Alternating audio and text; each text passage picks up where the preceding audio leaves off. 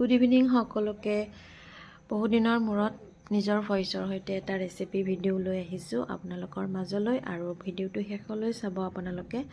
অকণমান মটৰ ভিজাই থৈছিলোঁ মই বইল কৰিম বুলি। তাৰ কাৰণে দুটা আলু কাটি ল'লোঁ। দুটা কম হোৱা যেন ভাবি আকৌ এটা তাৰ আকাৰতকৈ সৰু আলু এটা কাটি ল'লোঁ। টোটেল 3টা হ'ল আলু। এয়া সৰু সৰুকৈ কাটি ল'লোঁ, ধুই এনেকৈ কুকাৰত দি দিলোঁ, আৰু তাত অকণমান নিমখ দি দিম। দি পানী দি এতিয়া বইল কৰিম। আৰু এতিয়া দুটামান চিটি লগাই দিম। এয়া চিটি লগাব দি দিলোঁ। তাৰপিছত মই ময়দা লৈ ল'লোঁ। ময়দা ল'লোঁ, প্ৰথমতে 2 কাপ ল'লোঁ, তাৰপিছত আধা কাপ ল'লোঁ। টোটেল 2.5 কাপ হ'ল। ময়দাখিনি দিয়াৰ পিছত অকণমান নিমখ দি দিলোঁ, আৰু দিলোঁ এয়া কালজিৰা দি দিলোঁ, অকণমান দি দিলোঁ, যিহেতু পাঁচফোৰণৰ লগত একেলগে আছিলে মোৰ মিক্স হয়। আৰু 1 চামুচ ৰিফাইন, আৰু অকণমান দি দিলোঁ ৰিফাইন। তাৰপিছত এইফালে চিটি মাৰি আছে, তাৰ কাৰণে মোৰ পূৰা ধোঁৱা ওলাই আছে। আৰু পানীৰে এনেকৈ ধুনীয়াকৈ ময়দাখিনি মাৰি ল'লোঁ। কিন্তু এটা কথা, মোৰ আটা বা ময়দাৰ বস্তু মোৰ কোনোদিনে পাৰফেক্ট নহয়, কাৰণ মই আগতে আটা ময়দাৰ বস্তু খায়ো ভাল পোৱা নাছিলোঁ, আৰু বনাই ভাল পোৱা নাছিলোঁ। এতিয়া যিহেতু বনাব লাগে বনাওঁ, সেইকাৰণে ইমান পাৰফেক্ট নহয় আৰু। কিন্তু মোৰ চাউলৰ গুড়িৰ বস্তু, পিঠা পনা সেইখিনি বাৰু হয়।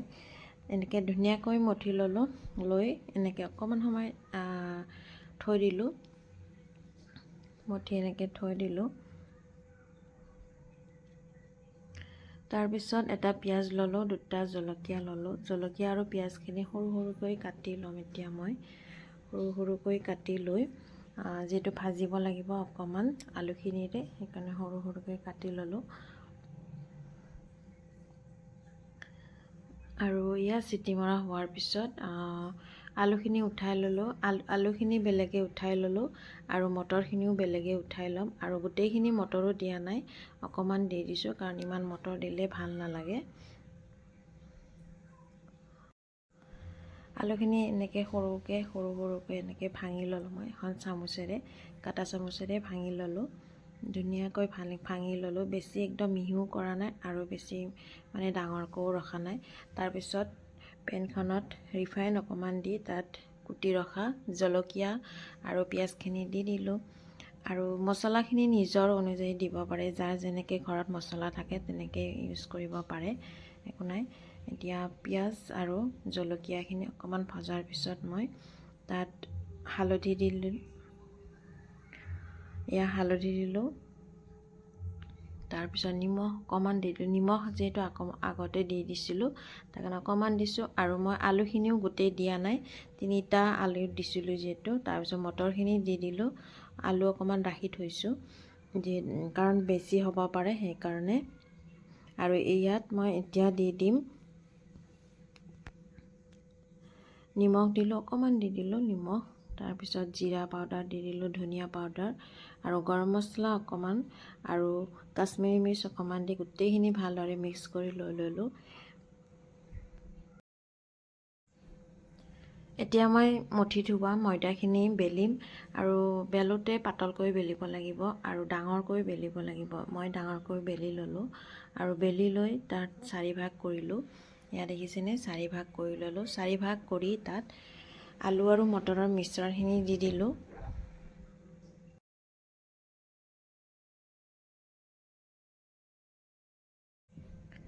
মিশ্ৰণখিনি দি এয়া চেপ বনাব লৈছোঁ। কিন্তু মোৰ চেপটো ধুনীয়া নহ'লে, যেনেকুৱা দোকানৰ তেনেকুৱা হ'লেও খাবলৈ ভাল হৈছিলে, তথাপিও বনালোঁ আৰু।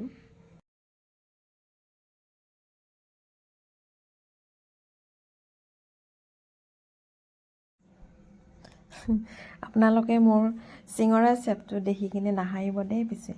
ট্ৰাইহে কৰিছোঁ, কিন্তু বনাইছিলোঁ।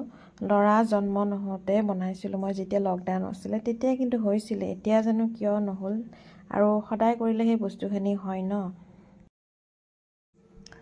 তাৰপিছত এয়া ৰিফাইন গৰম হৈ, বেছি গৰম হ'ব দিয়া নাই, গৰম হোৱাৰ পিছত এনেকৈ দি দিলোঁ চিঙৰাকেইটা।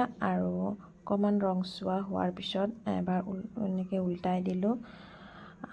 তাৰপিছত আকৌ উল্টাই দিলোঁ, এনেকৈ 2বাৰ 3বাৰ উল্টাই।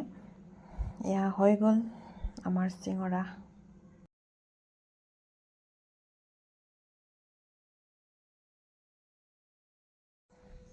আৰু এতিয়া এয়া চচ আৰু টমাটৰ চচ আৰু চিলি চচৰ সৈতে খোৱাহে কথা আৰু হ'লেওতো ঘৰত বনোৱা ন, ঘৰত বনোৱা বস্তু হ'লেতো সদায় বনাব পাৰিলে ভালেই, কিন্তু সময় সুবিধা বস্তু সদায় একে বস্তু নাথাকে, সেইকাৰণে বনাবলৈ দিগদাৰ হয়।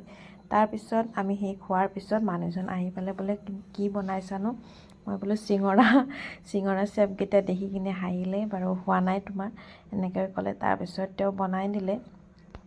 তেওঁ কৈছে মই বনাই দিওঁ, যিহেতু আলুখিনি বাচি আছিলে মোৰ। তেওঁ কিন্তু ধুনীয়াকৈ বনাইছে, পূৰা পাৰফেক্ট বনাইছে। যিটো কামতে হাত দিয়ে সেইটোৱে ধুনীয়া হয় তেওঁৰ বনাবলৈ, আৰু সোৱাদো হয়। তাৰপিছত তেওঁ এনেকৈ সৰু সৰুকৈ বনালে, কেইটামান বহুকেইটাই হ'লে, তাৰপৰা বনালে। ইয়াত ধুনীয়া হৈছে দেখিবলৈ। এইকেইটা হ'ল তেওঁ বনোৱা, বহুত ধুনীয়া আছে। আৰু এইকেইটা হ'ল মই বনোৱা। Bye bye.